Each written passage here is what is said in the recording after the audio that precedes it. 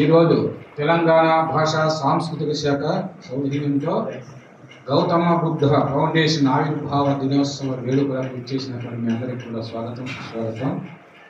ఈరోజు ముఖ్యంగా 3 అంశాలు. అందులో ఒకటి కవి సమ్మేళనం అయిపోయింది, రెండవది పుస్తకావిష్కరణలు, గౌతమ బుద్ధ జ్ఞానరత్న పురస్కారాల ప్రదానోత్సవం.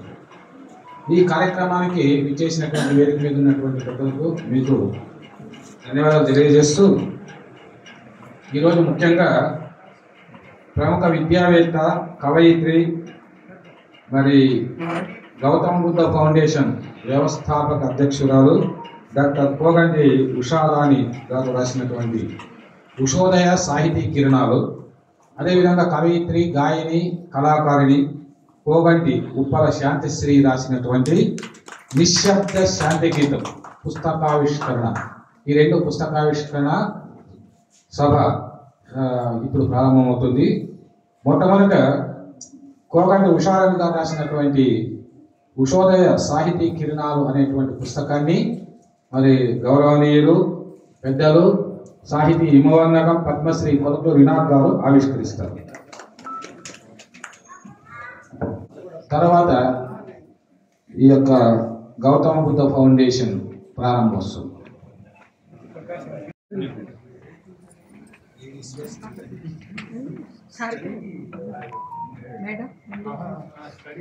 సార్ అయిపోయిన తర్వాత సార్ మీరు రండి, మేడం గారు వస్తారు.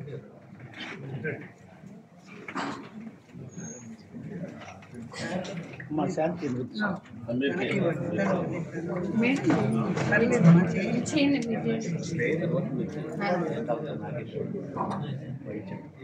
దాన్ని ప్రారంభించిన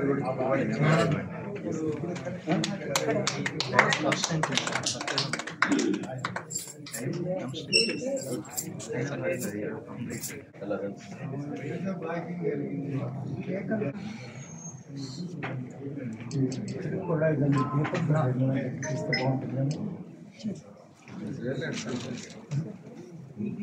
ముందు పెట్టమంటే సరిపోతుంది. సుందరయ్య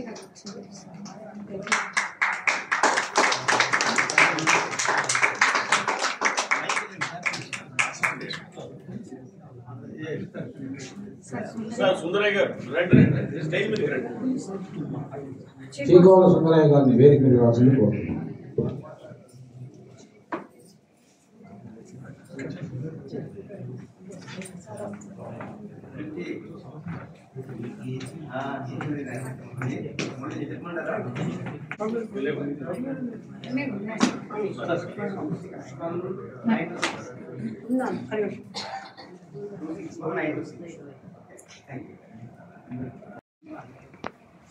కవయిత్రి, గాయని కోగంటి ఉప్పల శాంతిశ్రీ రాసినటువంటి నిశ్శబ్ద శాంతి గీతం పుస్తకావిష్కరణ. ఈ పుస్తకాన్ని బిఎస్ రామ గారు ఆవిష్కరించాల్సింది కోరుతున్నాం. నా దగ్గర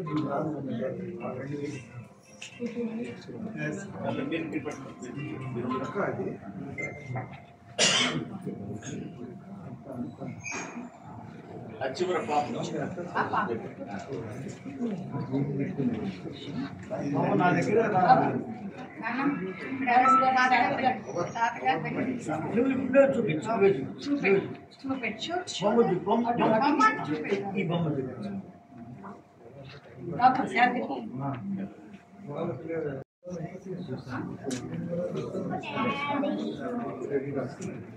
పుస్తకాన్ని ఆవిష్కరించినటువంటి పద్మశ్రీ పొదటూరు వినాయక్ గారికి, అదేవిధంగా బిఎస్ రామ గారికి ధన్యవాదాలు.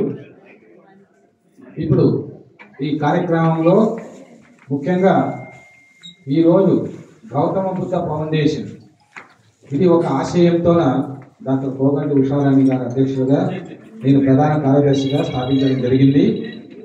మరి ఈ యొక్క గౌతమ బుద్ధ ఫౌండేషన్ యొక్క ఉద్దేశాలు ఏమిటి, ఎందుకు స్థాపించాల్సి వచ్చింది అన్నటువంటి మొదలైనటువంటి విషయాలన్నింటినీ మరి సంస్థ వ్యవస్థాపక అధ్యక్షురాలైనటువంటి డాక్టర్ కోగంటి ఉషారాణి గారు వివరించవలసిందిగా కోరుతున్నాను. సభాకి మిత్రులకు నమస్కారం అర్పిస్తూ ఈరోజు ఈ శుభ సమయంలో నేను ఒక చిన్న కార్యక్రమం మొదలు పెట్టడం అనేది చాలా సంతోషకరం. అది నా బిడ్డల సందర్భం కూడా ఉన్నందుకు నా కొడుకు వాళ్ళ కూడా ఈరోజు ఉన్నందుకు సంతోషిస్తున్నాను. అమ్మ నాన్న లేరు, చాలా చక్కగా పెంచారు. 52 ఏళ్ల క్రితమే నన్ను డాక్టరేట్ కూడా చేయించడం చాలా గర్వంగా ఉంటుంది. ఈరోజు వాళ్ళందరినీ కోరుకుంటే చాలా బాధపడుతున్నాను. దురదృష్టవశాత్తు నేను నా భర్తను కూడా చాలా తొందరగా కోల్పోయాను. ఈరోజు నా బిడ్డే నా భర్త ప్లేస్లో భర్త కోడలు వాళ్ళిద్దరే నన్ను చూసుకుంటుంది. వాళ్ళు చాలా సేవాధర్మంగా పెంచడం. నాన్నగారు చిన్నప్పటి నుండి కూడా హేతువాదిగా గౌతమ బుద్ధుడు ధర్మాలతో పాటిస్తూ ముందుకు సాగారు. నేను పుట్టక ముందు నుండే ఆయన కృష్ణ గారి సోదరులందరికీ నమస్కారాలు, శుభాకాంక్షలు. ఇవాళ ఇట్లా 4 రకాల కార్యక్రమాలని ఈ నెలలో జరుపుకోవడం 4వది కృష్ణ గారితో సాధ్యపడింది. ఒక కవి సమ్మేళనం, ఒక పుస్తకావిష్కరణ, మరో పుస్తకావిష్కరణ, అందరి పరిచయాలు అందరూ కలుసుకోవడం, ఇట్లా ఆర్గనైజ్ చేయడం అనేది నేను కృష్ణ గారి దగ్గర చూశాను. ఒక వ్యక్తి ఎక్కువ రాగానే చిరాకుగా ఫీల్ అవుతుంటారు చాలామంది, ఇది వచ్చినాయి. కానీ పుష్పక విమానం లాగా కృష్ణ గారు అందరినీ రికార్డ్ చేయగలరు. ఎంతమంది వచ్చినా సరే రికార్డ్ చేయగలరు. ఎన్ని గంటలైనా సరే వాళ్ళ గురించి చెప్పడము, వాళ్ళ పరిచయం లేని వాళ్ళ గురించి చక్కగా పరిచయం చేసి 2 నిమిషాలు పరిచయం చేసి మాట్లాడడం చాలా సంతోషంగా ఉంది.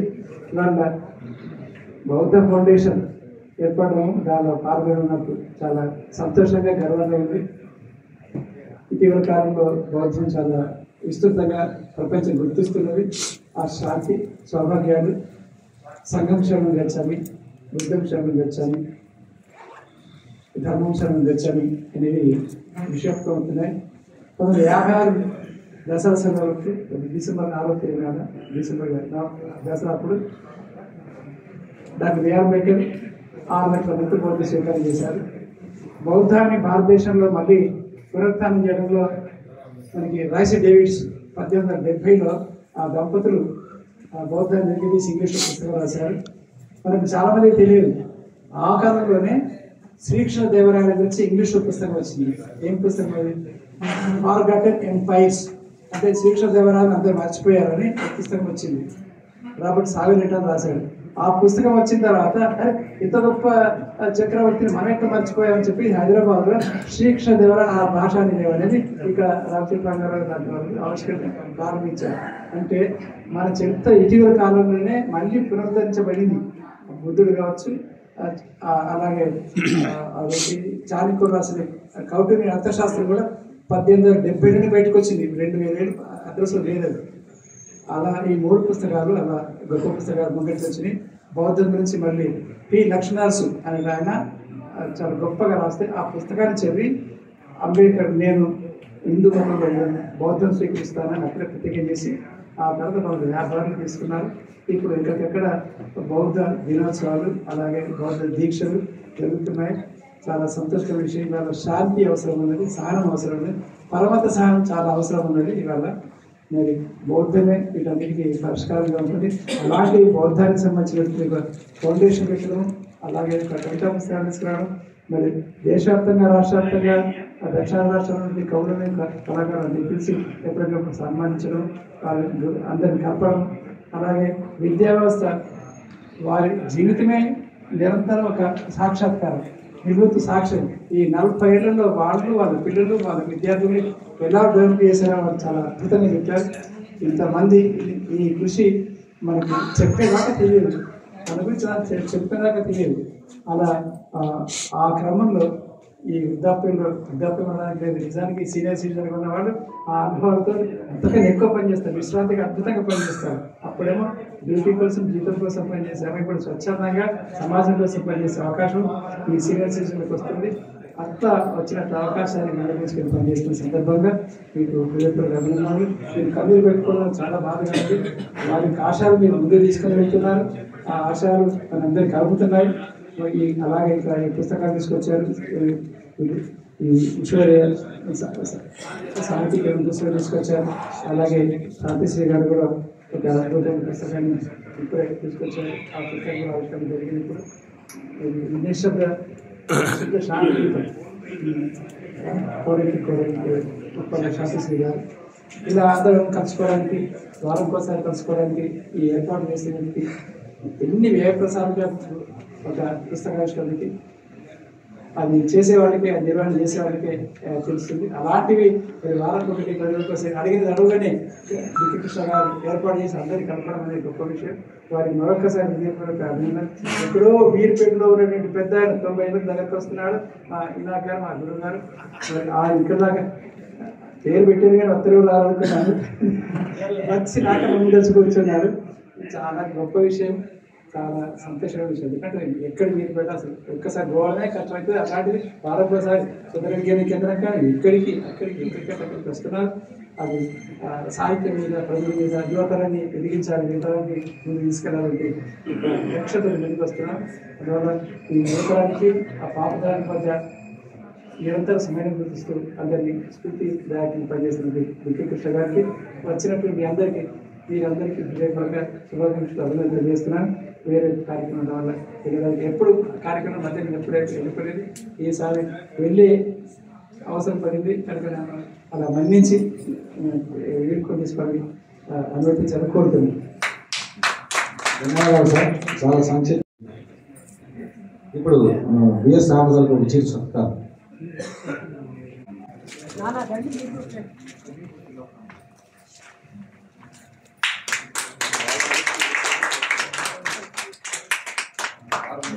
బుక్ కూడా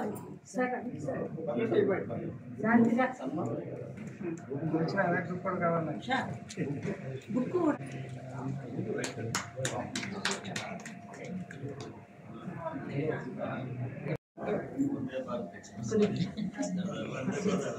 ధన్యవాదాలు మేడం, చాలా అద్భుతంగా మాట్లాడారు మీరు.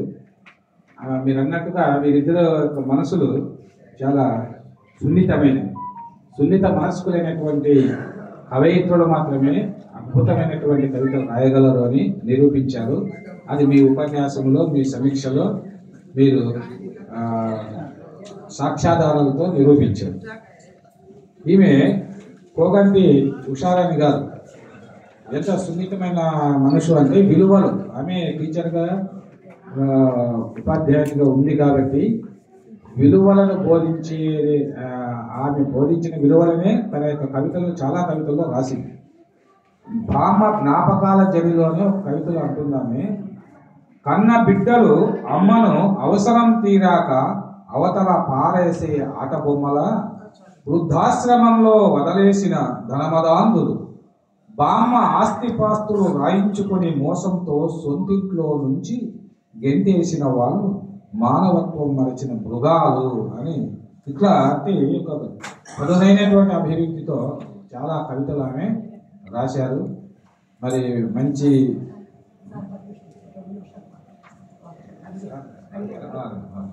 అటువంటి కవయిత్రి ఇద్దరు కూడా చాలా మంచి కవితలు రాశారు.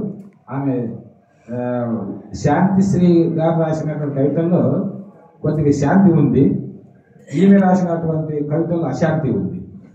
కాబట్టి అశాంతి శాంతి రెండు కలిస్తేనే ప్రశాంతి అయ్యేది. మనం చదివిన తర్వాత మనకు మనశ్శాంతి లేకుండా పోదు, ప్రశాంతినే వస్తుంది. కవిత్వం బాగా గుర్తించండి, మనశ్శాంతి కోసమే కవిత్వం చదవాలి.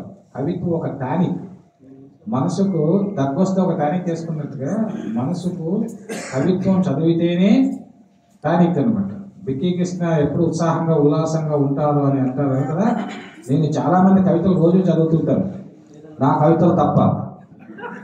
ఎందుకంటే అందరి కవితలు చదివితేనే మనకు అందరి యొక్క మనసుల్లో ఉన్నటువంటి భావోద్వేగాలు, వారి యొక్క సౌందర్య దృష్టి, వారి యొక్క అభివ్యక్తి, నవ్యత అన్ని తెలుస్తాయి. అలా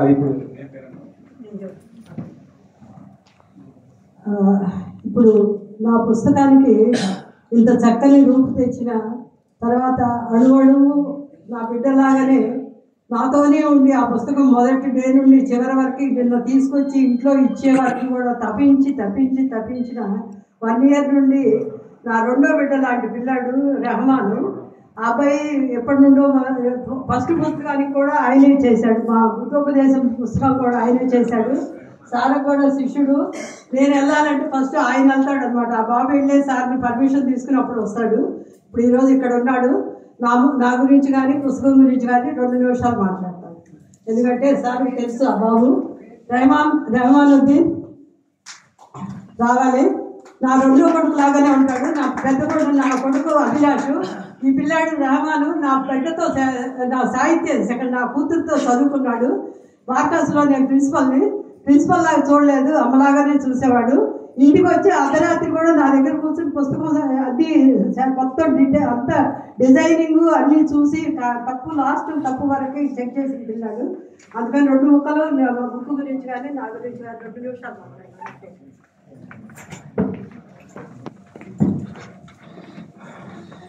అందరికీ నమస్కారం. 6 నెలల క్రితమే రిలీజ్ అవ్వాల్సిన పుస్తకం. కాకపోతే మేడం ఎంత పర్ఫెక్షనిస్ట్ అంటే ఒక కవితని మనం పుస్తకంలో డిజైన్ చేసి పెట్టిన తర్వాత అక్షరాలు అమెరికా చూసుకొని ఆ అమెరికా సరిగ్గా లేదు, ఇందులో ఒక పదం చేర్చాలి, ఇందులో ఒక పదం తీసేయాలనేసి ఒక్కొక్క కవితని తీసుకొని ముందు మనం అనుకున్న ప్రకారం 100 కవితలతో తీసుకున్నాం. ఇది తర్వాత డిజైన్ మార్చి షార్ట్ చేసి కొన్ని చోట్ల పొడవుగా చేసి, అంటే ఒక పుస్తకం మీద ఆవిడ ఒక 100 పుస్తకాలకి పెట్టాల్సిన ఎఫర్ట్ పెట్టారు. అంత పర్ఫెక్షనిస్ట్ గా ఉంటారు ఉషారాణి మేడం. మాకు స్కూల్ లోపల పరిచయమే, ఆమె ఎంత నిష్టగా చూసుకుంటారు, ప్రతి విషయం పర్ఫెక్ట్ గా ఉండాలని చూస్తారు. అలాంటిది ఆమె మొదటి పుస్తకం ఈరోజు విడుదలైంది. ఆమెకి ఎంత సంతోషం ఉందో దానికన్నా ఎక్కువ సంతోషం నాకుంది. ఆ కవర్ పేజ్ డిజైన్ నుంచి పుస్తకం డిజైన్ నుంచి మొత్తం దగ్గరుండి ఆవిడ ప్రతి చిన్న అంశాన్ని కూడా పరిశీలించి సరి చేసుకున్నారు. ధన్యవాదాలు. కాబట్టి ఆ రెహమాన్ కూడా కవి కన్నా సహృదయులు కాదు గొప్ప. రెహమాన్ చాలా థ్యాంక్స్, చాలా మంచిగా చెప్పారు. ఇప్పుడు పద్మశ్రీ కొలకలూరు ఇనాక్ గారు తన శుభాకాంక్షలు అందజేస్తారు. తెలంగాణ భాషా సంస్కృతి శాఖ వారు గౌతమ బుద్ధ ఫౌండేషన్ ఆవిర్భావ దినోత్సవ వేడుకల సందర్భంలో ఆవిష్కరింపబడ్డ 2 పుస్తకాలు ఉషోదయ సాహితీ కిరణాలు, నిశ్శబ్ద శాంతి దీపం. వీళ్ళిద్దరూ అక్క చెల్లెళ్ళు వాడు రాసినటువంటి పుస్తకం ఇది. ఈ అక్క చెల్లెళ్ళని బాగా ప్రోత్సహిస్తున్నటువంటి ఆత్మీయుడు మీకు అందరికీ తెలిసిన అధ్యక్షుడు. ఆయన ఈ స్త్రీ అంటే యువకుల్ని స్త్రీలని బాగా పైకి తీసుకొచ్చేటటువంటి కార్యక్రమం చేయాలని కోరుకోవడం ఒక పద్ధతి. వాళ్ళల్లో చైతన్యం నింపి మన అందరితో పాటు కావాలి అనేటువంటి ఆసక్తి చేసేటువంటి కుర్చీ ఒకటి. రెండింటిని చూస్తే చాలా ఆశ్చర్యంగా ఉంటుంది.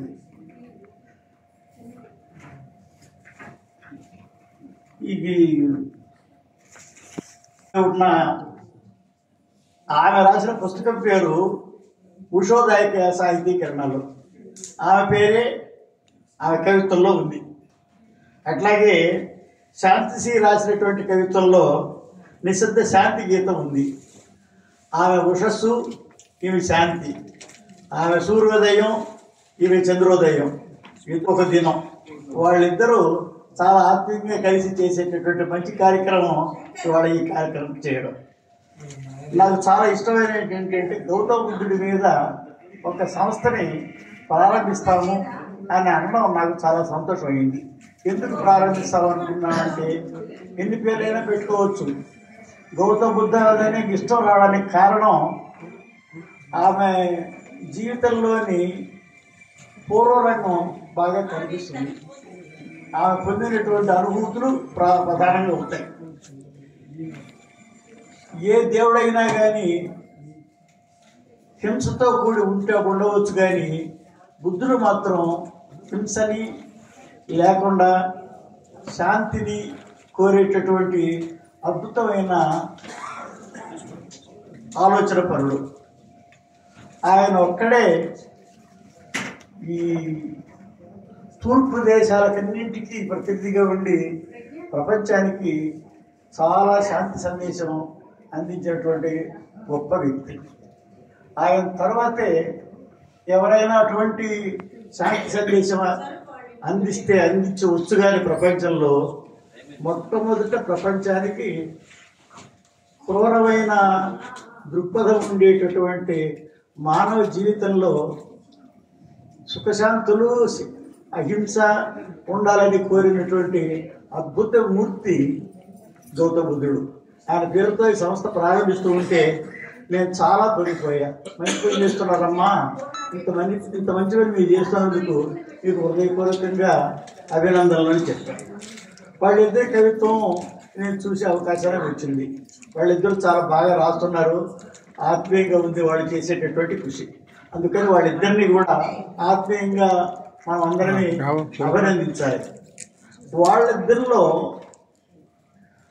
లోతైనటువంటి ఆలోచన, తపన, దర్శనం, శాంతిలో కనిపిస్తాయి.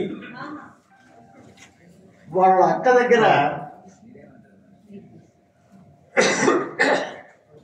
ఉషారాణి గారి దగ్గర సమాజం, ప్రజలు, దేశం, అభివృద్ధి, మానవత్వం ఈ లక్షణాలు ఉంటాయి. ఒకరు బాహిర సౌందర్యాన్ని, బాహిర సమాజాన్ని దర్శిస్తూ ఉంటే ఒక ఆమె ఆంతర దర్శనాన్ని, ఆంతర సౌందర్యాన్ని చూస్తారు. ఇద్దరు కలిస్తే ఒక సంపూర్ణమైనటువంటి సౌందర్య రూపంగా కనిపిస్తారు.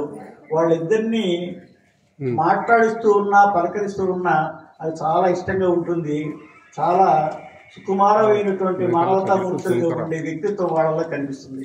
వాళ్ళిద్దరిని హృదయపూర్వకంగా అభినందిస్తున్నాను. ఈ కవిత్వాన్ని ఆవిష్కరించే సందర్భం రావడం నాకు చాలా ఇష్టమైనటువంటి విషయం. ఆ ఇష్టమైనటువంటి విషయం రావడం కూడా బాగుంది. ఇవాళ చాలా మంది కవులు బహుశా ఈ తారీఖుతో ఉండడం వల్లనో ఏమో గాని అంబేద్కర్ గురించి చాలా మంది మెచ్చుకున్నారు. చాలా మంది కవులంతా ఆ ప్రస్తావన చేశారు. ఆయన గుర్తు చేసుకోవడం వల్ల మీరు మంచి పని చేస్తున్నారని, బుద్ధుడికి అపర బుద్ధుడు అనే పేరుతో ప్రపంచమంతా వ్యాప్తించిన గొప్ప వ్యక్తి అంబేద్కర్. ఈ బుద్ధ సంస్థ ప్రారంభిస్తున్న దశలో ఆయన గురించి ఈ రోజే కార్యక్రమం చేయడం కూడా వాళ్ళకి లక్ష్యం ఏదో ఉన్నట్టే ఉంది. ఈ బుద్ధుడిని, ఆ బుద్ధ ధర్మాన్ని ప్రచారం చేసినటువంటి అంబేద్కర్ని వీళ్ళు ఏదో ఉద్దేశం ఇవాళ ప్రధానమైన రోజు తెలుసు కాబట్టి వీళ్ళు మంచి ఆలోచనతో ఏదో చేస్తున్నారు అని అనిపిస్తుంది. అంబేద్కర్ గుర్తురాగానే ఒళ్ళు తెలియకుండా పోయే పరిస్థితి ఉంటుంది. భారతదేశంలో ఉండేటటువంటి గొప్ప మేధావులైనటువంటి వాళ్ళు, గొప్పవాళ్ళు నలుగురు భారతదేశానికి స్వాతంత్ర్యం వచ్చేదానికి కారణమయ్యారు అని చెబుతూ ఉంటారు. ఒకరు గాంధీని, ఒకరు నెహ్రూని, ఒకరు ట్యాగూర్ని, ఇంకొకరు అంబేద్కర్ని. ఈ నలుగురు భారతదేశానికి వచ్చినటువంటి స్వాతంత్ర్య ఫలవాలు మనకు అందరూ చేసినటువంటి గొప్ప వ్యక్తులను చెప్తుంటారు. వారిలో బుద్ధుడికి బంధువైనటువంటి వ్యక్తి అంబేద్కర్. అది ఈరోజు కూడా కావడం ఇంకొక చిన్న విషయం. ఆడపిల్లలందరినీ చూస్తూ ఉంటే ఇవాళ ఒక జన్మించినటువంటి గొప్ప నటి గుర్తుకొస్తూ ఉంది. ఆమెను మించినటువంటి నటిని నేను భారతదేశంలో ఎక్కడా చూడలేదు. అంత గొప్ప స్త్రీమూర్తి నటన రంగంలో ఉన్న వాళ్ళని ఇవాళందరినీ తలుచుకోవడానికి ఏదో మంచి కాలంగానే వచ్చినట్టు అనిపిస్తుంది. ఇవాళ ఇంతమందికి మహానుభావులంతా ఉన్నారు. గొప్ప రచనలు చేసేవాళ్ళు ఉన్నారు, గొప్ప సాహిత్య సృష్టి చేసేవాళ్ళు ఉన్నారు, మాట్లాడేవాళ్ళు ఉన్నారు. ఆ సాహిత్యాన్ని, సౌజన్యాన్ని, మూర్తిమత్వాన్ని మీలో నింపుకునేటటువంటి వ్యక్తిత్వం ఉండేటువంటి కవులు, గాయకులు, ఆలోచన పరులు, ఆత్మీయులు అందరూ ఇక్కడ కూర్చున్నారు. మీరందరూ ఉన్న ఈ సందర్భం చూస్తుంటే సంతోషంగా ఉంది. ఉషారాణి గారి సంసారం అంటే పిల్లల్ని, కొడుకుని, కోడల్ని, బిడ్డని చూస్తూ ఉంటే చాలా ఉత్సాహంగా అనిపించింది. నాకు పిల్లలంటే ఎక్కడేది పిచ్చి. వాడు పిల్లోడు దొరికితే వాడు పట్టుకుపోయేంత ఇష్టం. వాడు కనిపిస్తూ ఉంటే వాడు హుషారుగా ఉన్నాడు, తేజ సంపన్నంగా ఉన్నాడు. నాకు కూతురు లాంటిది ఉషారాణి. వాడు నాకు మునివరుడు అయి కూర్చున్నాడు. వాడిని ఆశీర్వదిస్తూ ఈ కార్యక్రమాన్ని జరపడానికి చాలా పట్టుదలతో ఉన్న అందరూ చేసిన పనికి ధన్యవాదాలు తెలియజేస్తూ, మీరు ఇంకా మంచివైనటువంటి కవితలు రాయాలి, కవితలు చదవాలి, మిమ్మల్ని అందరినీ కూడాను జనమంతా కూడా ఆకర్షించాలి. కవిత్వం చదివితే వీళ్ళ కవిత్వాలు చదివినా, మీరు రాసిన కవిత్వాన్ని చదివినా, అసలు ఏ కవిత్వాన్ని చదివినా మనిషి ప్రశాంతంగా, మనస్సు సున్నితంగా అయిపోతుందని, ఆర్ద్రమైనటువంటి మనస్సుగా మనిషి మారిపోతాడని, రాతి బండలు నవనీతాల్లాగా తేనెలాగా మారిపోతాయని, మీ హృదయం తేనెతో నిండింది, వెన్నతో నిండింది అయిపోతుందని, కవిత్వం చదివితే మీలో కలిగేటటువంటి సుకుమారమైన భావజాలం మిమ్మల్ని ప్రశాంత చిత్తుల్ని చేయటమే కాదు, మిమ్మల్ని ఉన్నత మానవులుగా చేస్తుంది, ఉన్నత సమాజాన్ని దర్శించేవాడుగా చేస్తుంది. ఆ దర్శనం ఇచ్చే సందర్భం ఇది చాలా అద్భుతమైనటువంటిది. ఇక్కడ నాకు అందరూ ఆత్మీయులే, ఎందరో ప్రేమ స్వరూపులు, అందరితోనూ నేను ఆత్మీయంగా ఉండే అదృష్టం నాకు కలిగింది. వీళ్ళందరినీ చూస్తూ ఉంటే కవిత్వం చదవడానికి, సాహిత్యాన్ని గుర్తు చేసుకోవడానికి ఒక రకమైనటువంటి అవకాశం పెరిగి, నేను మీ దగ్గరికి రావడానికి అదృష్టం కలిగిన ధనజీవిగా భావిస్తాను. ఇక్కడికి రావడం, మిమ్మల్ని అందరినీ చూడడం నా అదృష్టంగా భావిస్తాను. నేను రాలేకపోతున్నాను, నిలబడలేకపోతున్నాను అనే మాటని ఒప్పుకుంటాను, కానీ రాకుండా ఉండలేను, నిలబడకుండా ఉండలేను అని మీకు తెలియజేస్తూ,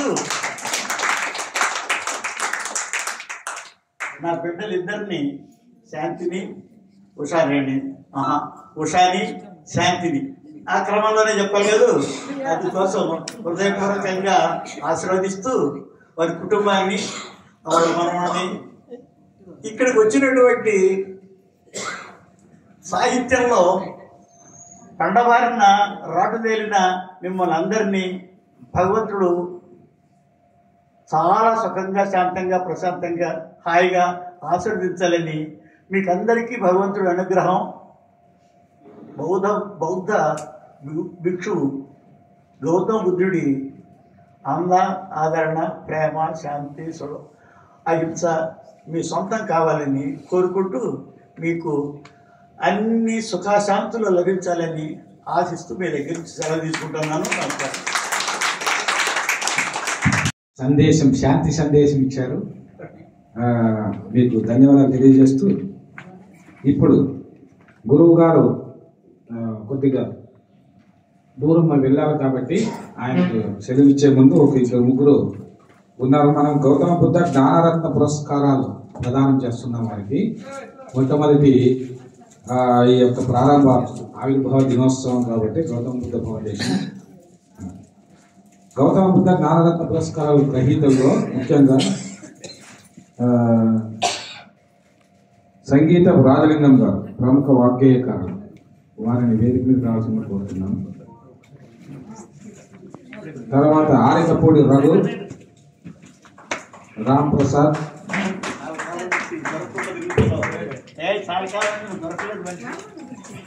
దాంట్లో 2 సార్లు ప్రైమ్ మినిస్టర్ నుండి అవార్డ్స్ తీసుకున్నారు. ఈయన బిగ్గెస్ట్ హాల్ చేసిన గొప్ప ఫ్రెండ్ అని కూడా నేను బ్రదర్ అంటాను.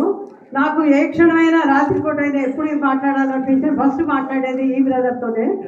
ఎప్పుడు అన్ని విషయాలు రోజు ఏమా తల్లి ఏం చేస్తున్నావు అని మొదలుపెట్టి చక్కగా అన్ని విషయాలు కనుక్కుంటారు. తర్వాత ముఖ్యంగా ఏంటంటే అవార్డులు వచ్చినా ఏది కూడా చూపించరు. ప్రెసిడెంట్ అవార్డులు రాని ఏది రాని అసలు ఎంత సింపుల్గానే ఉంటారు. ఆ తర్వాత నాకు నేను రోటరీలో ఉంటూ కూడా ఎన్నోసార్లు డబ్బులు ఇమీడియట్గా ఇచ్చేసి నువ్వు ఏదైనా ఫెలోషిప్ ఏది తీసుకో అని చెప్తూ ఉంటాను. అందుకని చాలా సహకారంగా ఉన్న ఒక బ్రదర్ నాకు. అందరికీ కవిత్వం రాస్తూ ఉంటారు. కోట్లాది రూపాయలైన దానం చేసినటువంటి వ్యక్తి. ఓకే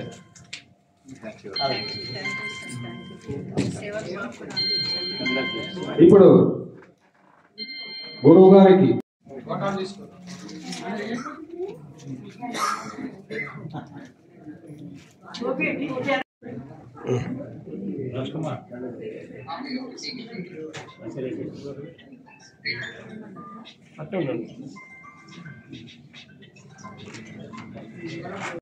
మిట్టభూమి 2015 అక్టోబర్ సంచికలో వచ్చింది.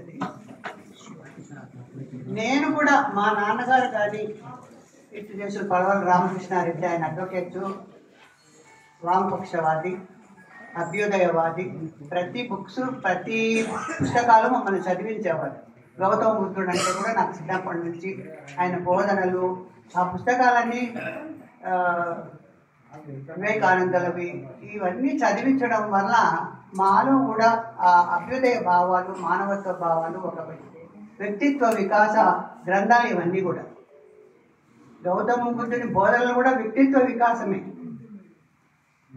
ఇది విశ్వజనీనము, ప్రపంచ మానవులకి ప్రతి ఒక్కరూ పాటించదగింది. ఈడ కులాలు మతాలు అన్ని పక్కన పెట్టండి. మనం మానవుడికి సంబంధించిన విషయాలు మాత్రమే గౌతమ బుద్ధుడు బోధించాడు. ఆయన శాక్య వంశంలో పుట్టి ఒక యువరాజుగా, ఆయన జాతకంలోనే ఈయన సన్యాసి అవుతాడని తెలిస్తే ఆయనకి ఏది దుఃఖము, మరణము, వృద్ధాప్యం గురించి ఏమీ తెలియనికుండా పెంచుతాడు తండ్రి. కానీ అతను అనుకోకుండా అంత ప్రపంచాన్ని చూసినప్పుడు, ఈ దుఃఖము, మరణము, వృద్ధాప్యాన్ని గురించి చూసినప్పుడు ఆయనకు అనిపిస్తుంది, ఈ దుఃఖం ఏంటి, ఈ మరణం ఏంటి, వృద్ధాప్యం ఏంటి, దీనికి కారణాలు ఏవి? ఆ కారణాలను ఆయన ప్రశ్నలుగా ఆయన్ని వేధిస్తూ ఉంటాయి. దుఃఖానికి కారణం ఏంటి, దుఃఖం ఎందుకుంది, దుఃఖాన్ని నివారించచ్చా, దుఃఖానికి ఆ నివారణ కారణాలు ఏవి అనే విషయాలు అన్ని గౌతమ బుద్ధుల్ని యుక్త వయసులోనే, అంటే పెళ్ళయి యశోదాదేవితో రాహుల అనే పుత్రుడు పుట్టిన తర్వాత అతని మనోవేదనతోనే ఇతను కుటుంబాన్ని, తల్లి అనేసి ఒక సన్యాసిగా, దేశ దిమ్మరిగా ఉంటూ వెళ్ళిపోతారు. ఎంతో మంది గురువుల దగ్గర ఆయనతో ఉండి యోగాలు ఇవన్నీ కూడా చేసిన తర్వాత బుద్ధకి ఏమనుకుంటారంటే, శరీర క్షీణించడంతో మనకి ఏమి జ్ఞానం రాదని, తర్వాత మరలా ఆయన ఆహారాన్ని తీసుకుని 6 సంవత్సరాల తర్వాత నిరంజన నది ఒడ్డున నిర్మలమైన ఆ ప్రశాంతమైన వాతావరణంలో బోధి వృక్షం క్రింద ఆయన జ్ఞానంలో ఉన్నప్పుడు ఆ జ్ఞానోదయం అవుతుంది. ప్లీజ్, ఆ జ్ఞానోదయం అయ్యేది అంటే ఆయనకి ఆ ప్రశ్నలకి జవాబులు దొరుకుతాయి. ఎందుకు దుఃఖం ఉంది, దుఃఖానికి కారణమేమి, అవన్నీ కూడా 4 ఆర్య సూత్రాలు అని చెప్పారు. అని ముఖ్యంగా రాహుల్ సాంకృత్యాయ మహాపండితుడు, అందరికీ తెలిసి ఉంటుంది. ఆయన తను బుద్ధ మహామానవ బుద్ధ అనే గ్రంథంలోనే ఆయన వివరించారు ఇవన్నీ కూడా. ఆ 3 ఆయన బోధించినవి ముఖ్యంగా అయిపోయింది. దుఃఖహేతు, దానికి కారణాలు ఏవి అంటే, మనం ఏర్పరచుకోవాల్సినవి ఆర్య అష్టాంగ జ్ఞానాలు: శీలము, సమాధి, జ్ఞానము, ప్రజ్ఞ. అంటే మంచి వాక్కు, మంచి కర్మ, మంచి వ్యక్తిత్వము, ఇవన్నీ కూడా ఏర్పరచుకోవడానికి ఒక సమ్యక్ దృష్టితో, ఒక విజన్తో, ఒక మంచి లక్షణంతో ముందుకెళ్ళాలి అని. ఆ అష్టాంగ మార్గాలని పాటించినప్పుడే మనము ఒక నిజమైన బౌద్ధుడు అవుతాం. ఏదో బౌద్ధ మతం తీసేసుకొని ఉండడం కాదు. ఆ విధంగా ఉన్నారు కాబట్టే అంబేద్కర్ గారు కానీ వీళ్ళందరూ కూడా ఎంతో మంది ఆ మానవత్వ వ్యక్తిత్వంతో పరిణమిల్లిన వల్లనే ఆ మానవ సేవ చేయగలిగినారు. వాళ్ళు ఎంతో మంది హృదయాలలో నిలిచిపోయారు. కాబట్టి ఇది బౌద్ధం అనేది ఒక జీవిత కళ అనేది మనం తీసుకోవాలి. ఆ మతాలని కులాలని పక్కన పెట్టేసి మానవత్వం అనేది, కరుణ, దయ ఇవన్నీ కూడా చెప్పడం ఆయన ప్రవచనాలు బోధించడం వల్లే చాలా చెప్పాలంటే టైం లేకపోవడం వల్ల సంక్షిప్తంగా సందేశం ఇచ్చారు. ఆమెకు ధన్యవాదాలు. నమస్కారం. నేను కోగంటి సిస్టర్స్ వారిని అభినందిస్తూ, సమయం లేదు కాబట్టి ఒకే ఒక సలహాతో, please maintain silence, please maintain silence. ఒకే ఒక సలహా. ఇక్కడే దాదాపు 6-7 సంస్థలు ఉన్నాయి. సంస్థలన్నీ కలిసి సాహితీ సంస్థల సమాఖ్య ఒకటి ఏర్పాటు చేస్తే విక్కీ కృష్ణ గారు, ఈ సమాఖ్యలతో మనం ఒక ఆఫీస్ రన్ చేసి ఈ కార్యక్రమాన్ని కనీసం సంవత్సరానికి 2 సార్లు ఘనంగా, అంటే ఇట్లా పేలవంగా కాకుండా నార్మల్గా, ఈ ఆడియన్స్ తక్కువగా ఉంటారు. రవీంద్ర భారతి సాహితీ సమావేశాలు సంవత్సరానికి 2 అయినా చేద్దాం, సమాఖ్యగా ఏర్పడి. ఇదొక్కటే నేను విక్కీ కృష్ణ గారికి సలహా ఇస్తూ, దానికి ఒక్కొక్క సంస్థ కాస్త మేర కాంట్రిబ్యూట్ చేసుకుంటే 1 లక్ష రూపాయలు నెలకి తయారవుతుంది. ఆ 1 లక్ష రూపాయలతో ఒక డేటా ఎంట్రీ ఆపరేటర్ని పెట్టుకొని చాలా సవ్యంగా జరుపుకుందాం. ఈ సలహా విక్కీ కృష్ణ గారికి ఇస్తూ, తర్వాత మీరు కూడా విద్యాధర్ గారు, నేను, విక్కీ కృష్ణ గారు, మేము ముగ్గురం కలిసి దీన్ని చక్కగా నిర్వహించగలమనేటువంటి ఆశతో వారికి ఈ సూచన ఇస్తూ విరమిస్తున్నాం. సభాధ్యక్షులు 600 సంస్థలను ఏకం చేసి సాహిత్యాన్ని తనతో పాటు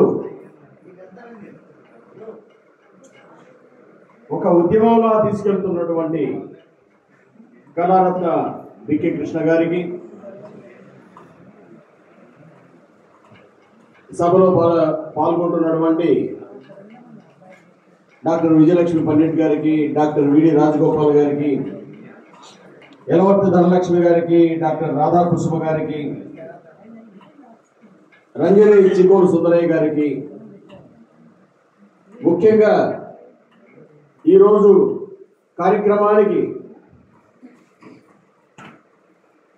ముఖ్య వ్యక్తులైనటువంటి కోగంటి సిస్టర్స్గా నాకు సొంత అక్కలుగా భావించే కోగంటి ఉషారాణి గారికి, కోగంటి శాంతిశ్రీ గారికి, ఈనాటి కార్యక్రమ సమన్వయ సారథి డాక్టర్ రవీంద్ర బాబు గారికి, సభలో పాల్గొంటున్నటువంటి అనేక మంది పెద్దలు ఇక్కడ ఉన్నారు.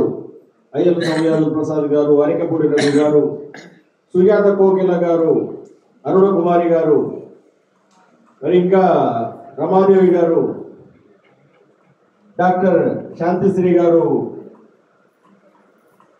మరి కూకట్లపల్లి పోలయ్య గారు, డాక్టర్ వేము వందనం గారు, దైవాధీనం గారు, ఇంకా అనేక మంది ఇప్పటి వరకు ఉన్నటువంటి పెద్దలు, పెద్దూరి వెంకటదాస్ గారు, రఘువీర్ ప్రతాప్ గారు కూడా, ఇంత పెద్దలు, ఇంతమంది సాహితీమూర్తుల సమక్షంలో ఒక సంస్థ ఆవిర్భావం అనేది నిజంగా చాలా గొప్ప విషయం.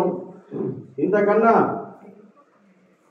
డాక్టర్ పద్మావతి గారు మేడం, సీనియర్ కవయిత్రి పద్మావతి గారు, ఇటువంటి వాళ్ళందరి మధ్యలో, వారి ఆశీర్వాదాల మధ్య, వారి ఆకాంక్షలు, అభిలాషల మధ్య మరి ఈరోజు ఈ యొక్క సంస్థ గౌతమ బుద్ధ ఫౌండేషన్ అనే సంస్థను ఏర్పాటు చేయడం చాలా సంతోషకరమైన పరిణామం. తర్వాత మా సోదరిమణులు, మా అక్కగారులు ఇద్దరు రాసినటువంటి 2 పుస్తకాలు కూడా ఈరోజు ఆవిష్కరణ కావించుకోవడం, అది కూడా ఒక సాహిత్య శిఖరం.